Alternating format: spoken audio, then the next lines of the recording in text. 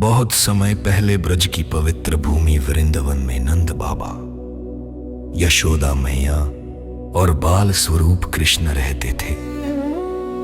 ब्रज के लोग गायों की सेवा करते थे और प्रकृति के साथ सरल जीवन जीते थे। हर साल ब्रजवासी वर्षा के देवता इंद्र की पूजा करते थे। उनका विश्वास था कि इंद्रदेव प्रसन्न होंगे तो अच्छी वर्षा होगी और फसलें लहलहा उठेंगी।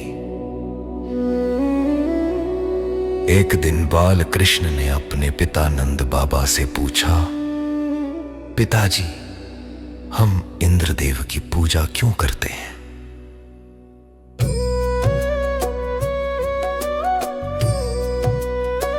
नंद बाबा ने कहा, बेटा, इंद्रदेव वर्षा के देवता है। उनकी कृपा से वर्षा होती है और हमारी फसलें अच्छी होती हैं।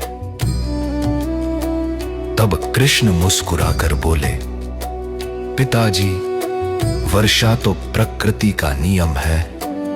हमें उस पर्वत की पूजा करनी चाहिए जो हमारी गायों को चारा देता है और हमारी रक्षा करता है, गोवर्धन हिल। ब्रजवासियों को कृष्ण की बात सही लगी। उन्होंने इस बार इंद्रदेव की जगह गोवर्धन पर्वत की पूजा करने का निर्णय लिया। सबने मिलकर पर्वत के लिए अनेक प्रकार के व्यंजन, फल और मिठाइयां अर्पित की। जब इंद्रदेव को यह पता चला तो वे क्रोधित हो गए। अपने अहंकार में उन्होंने काले बादलों को आदेश दिया कि ब्रज में भयंकर वर्षा करें। कुछ ही देर में आकाश में काले बादल छा गए।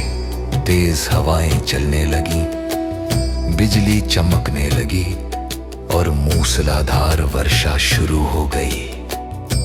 पूरा ब्रज जलमग्न होने लगा। डरे हुए ब्रजवासी श्री कृष्ण के पास आए और बोले, कृष्ण, हमें बचाइए। तब भगवान कृष्ण ने मुस्कुराते हुए अपनी छोटी उंगली पर गोवर्धन पर्वत उठा लिया और उसे एक विशाल छतरी की तरह ब्रजवासियों के ऊपर धारण कर लिया।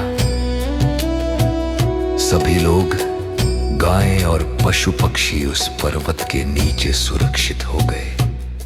7 दिन और 7 रात तक लगातार वर्षा होती रही, लेकिन कृष्ण बिना थके पर्वत को उठाए रहे।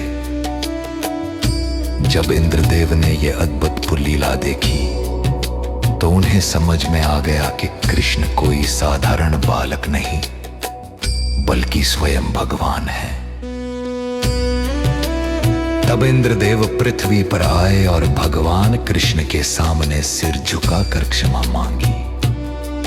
भगवान कृष्ण ने उन्हें क्षमा कर दिया और वर्षा रुक गई। इसके बाद उन्होंने गोवर्धन पर्वत को फिर से उसके स्थान पर रख दिया। तभी से ब्रज में हर वर्ष गोवर्धन पूजा मनाई जाती है और भगवान कृष्ण की इस अद्भुत लीला को श्रद्धा से याद किया जाता है।